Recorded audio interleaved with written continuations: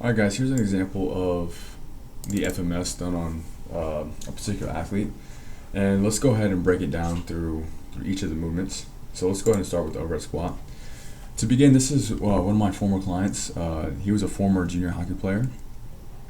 And what we're looking for is we want to look for any limitations, dysfunctions, or any compensations that he might have. And that's one thing that you'll notice with athletes is that when they develop strength, they can also develop ways to compensate to hide their dysfunction. So we'll see if we can't find some of these things. So let's start again, like I said, with the overhead squat. And a couple things that I immediately do when I do analysis of this stuff is typically I'll always start with a straight line. And this kind of helps me determine where his, how far he shifts away from that line. I'm just going to play this and kind of speeding through some of this. Another thing too, so he squats, and I'm making sure that there's not a big asymmetry there.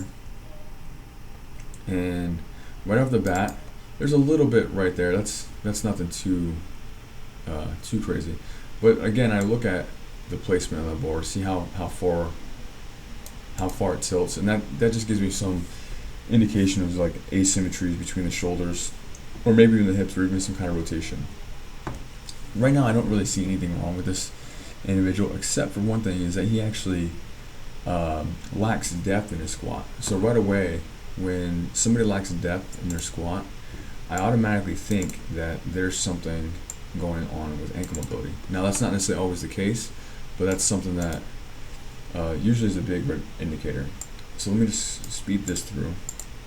And he does, as always, you're supposed to do three tests. And again,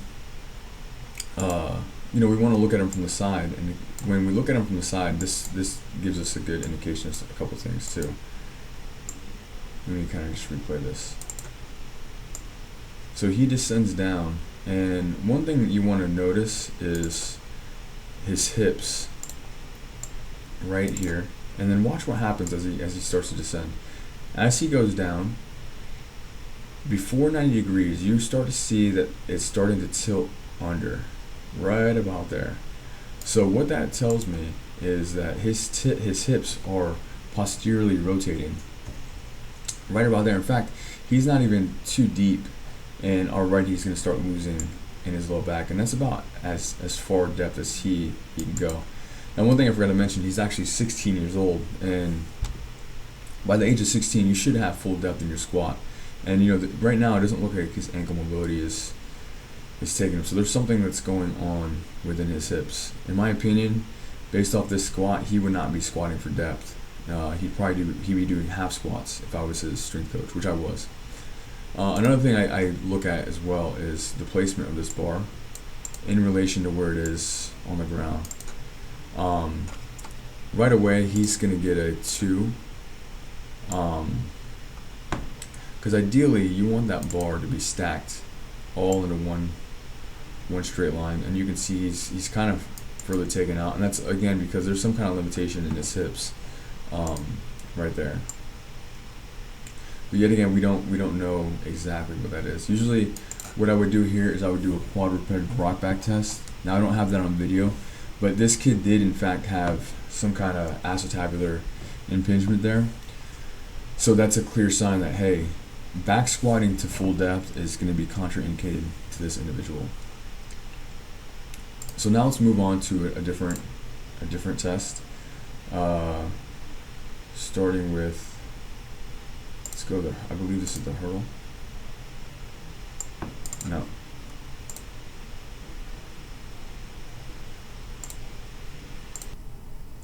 All right, now let's look at the hurdle step.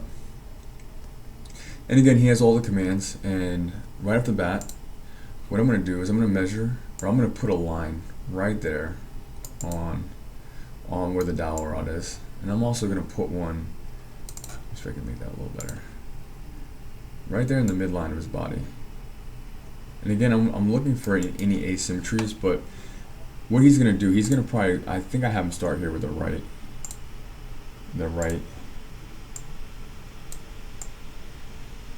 hip.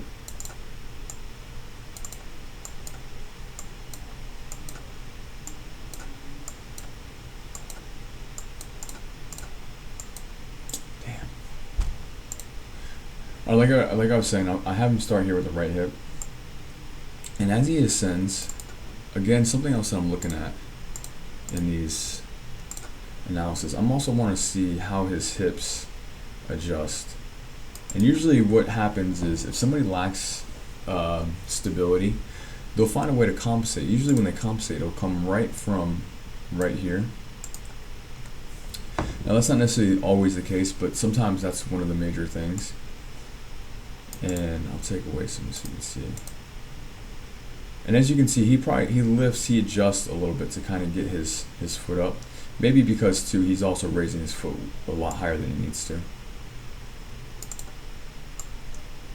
But for the most part, it's pretty good. And there's nothing right now that I would say that's really contraindicated with this position. Again, I want to reiterate that everything we do is intentionally redundant. So I'm also, at the same time when he's doing this, I'm also checking for thoracic mobility. And if people who lack mobility in their upper torso, they'll tend to hinge over to get this position. And right now he seems to be doing just fine. I'll put the line back on real quick.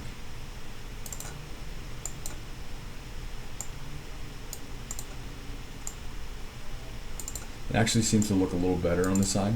In any case, when in doubt, I always score low. I would probably give him a 2 on his right leg and a 3 on his left, but because we're taking the lower of the two, so he'd get a 2 for that score, and he would also get a 2 for the deep squat. So next we have the inline lunge, and before he starts going, initially, as soon as he steps on the board, you're already checking for stability issues, right? And the reason being is because now you bring his feet closer together and you bring him closer to a midline.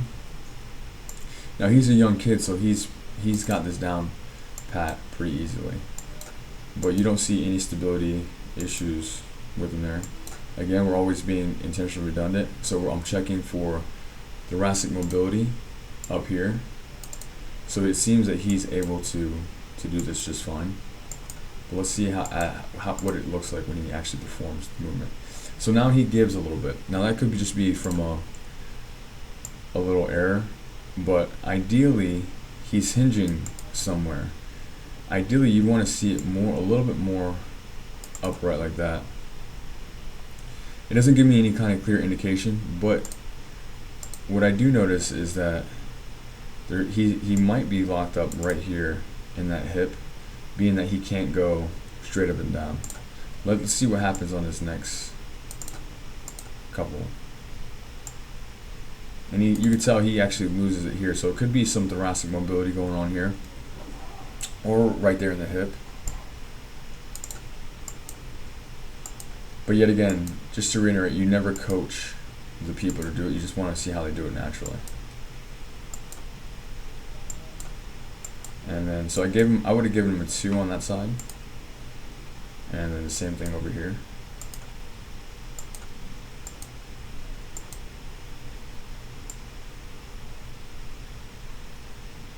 This one actually seems to be a little bit worse. So, you know, he is a hockey player, so hockey players tend to be anteriorly tilted at the hips. In fact, a lot of athletes have that same thing. So I imagine that there's some kind of hip limitation going on here. Now, necessarily that might not necessarily be the case. It showcases in this particular test, but it didn't showcase in itself in the hurdle step, which didn't give me a clear sign that that's the case. Maybe it's just a movement pattern in itself. But the good thing is, though, he can maintain it pretty well, and I would give him a 2 on both sides here. And he does seem to have pretty good ankle mobility. So, but any kind of lunge pattern still, they're usually pretty safe. So there's nothing contraindicated with this movement. Okay, now let's move on to the shoulder mobility test. Now again, we're looking for thoracic mobility as well as any issues within the joint itself. And as you can see, he's pretty mobile there in that side. So that doesn't really tell me much. about his thoracic mobility, except he probably does have a good amount. And also you want to check here too. Usually, most times when I do these assessments on most athletes, we used to always do them with their shirts off. That way we can kind of see the landmarks of what's going on. Let's just see what's going on here though. And as you can tell, there is there's a difference there with the left and right side. And even though that would be a 2, there is some kind of asymmetry there. He is a right-handed hockey player, so he's always typically down with that arm, which could be an issue. Now, if this was worse than that, then that might cause for some concern, especially when overhead pressing. But yeah, that wouldn't necessarily constitute any real big issue. As long as he didn't have any pain doing that, then I'd say he's completely fine. And I'm doing the clearing test to see if he has any impingements in his joints, and it doesn't seem like he does. So he's good to go, he's clear, and that means in this particular case I would have him, he would be fully okay to be doing any kind of overhead pressing or any kind of overhead variation. Okay, now moving to the active straight leg raise. And again, what you're looking here is you're looking for limitations of the hip and also mobility in the hamstring. And also too, when he's lifting this leg, you also want to pay attention to this bottom foot, as well as anything coming up off the knee, coming up off the board. And the reason being, as he goes, you can kind of see it go down. He's compensating a little bit, but that's not too big. The reason why you do this is because as he's lifting up this leg, the spine right here comes down, right? And as that comes down, it pulls on the adjacent hip flexor. And if he had any hip limitations right here, as this leg went up, it pull on that hip flexor and this knee usually comes out. But also what happens too is this toe wants to rotate outward. So those are some kind of things that you want to look at. You just don't want to always look at this leg. You also want to look at the down leg as well. And in here, he actually has a good mobility there. So in reality, I would probably just, without nitpicking, I'd give him a 3 on this. But what this kind of tells me too is that the inline lunge, when he was hinged over a little bit, I'm assuming that was just a pattern, right? Because I don't see anything going on in his hips here. So he gets a 3 both on this test. And I don't find anything contraindicative concerning him on this. Okay, now moving on to the trunk stability test. Trunk stability is a very important one because what it is you want to see the trunk kick on first. And I know we've talked about this, but anytime movement starts, it engages right through there initially. That's where movement should be initiated, is right through your trunk. And one thing is sometimes you might find that people can't do this based off strength alone, but you just want to see if that area gets engaged or it turns on first, and that's where ideally you want to look at. So you'd set your individual up in that test, and as you notice, as this kid goes through, it automatically, as soon as he applies force, it automatically kicks on like a springboard. So right now he actually does pretty well with trunk and his trunk stability.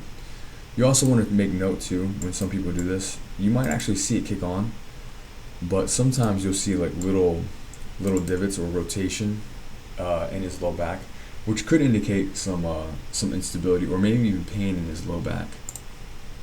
But most oftentimes, when individuals can't do this, ideally staying away from like plyometric movements, drop jumps, anything that requires like a lot of heavy trunk stability are usually contraindicative.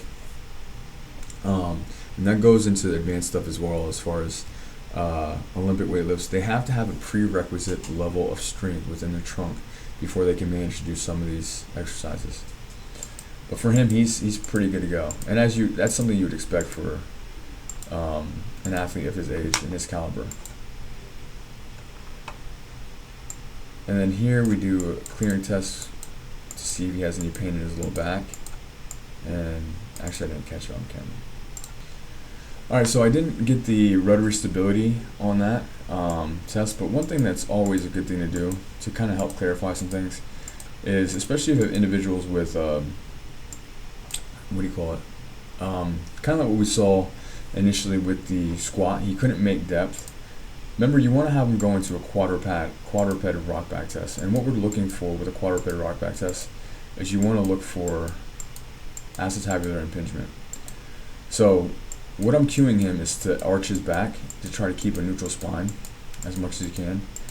And I'm going to instruct this individual to rock back onto his hips as much as he can without losing it. And as you can see, right through here, he rocks back just a little bit and he's already starting to tilt under, right?